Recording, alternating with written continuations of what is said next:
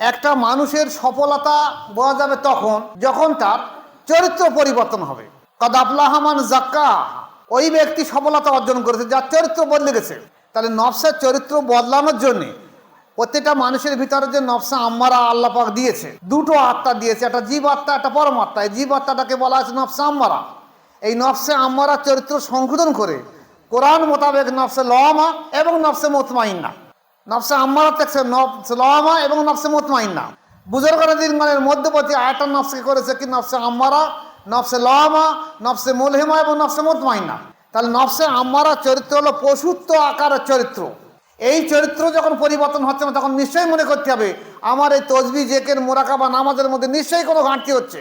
আর নয় আমার ইচ্ছা বা নিয়ত নেই যে আমার চরিত্র পরিবর্তন হোক, বাহ্যিকভাবে শুধু আমি নামাজ রোজা কলেমা জাকাত তসবিহ তাহাল্লিল করে যাচ্ছি, তাহলে আমার পরিবর্তন হচ্ছে না কেন?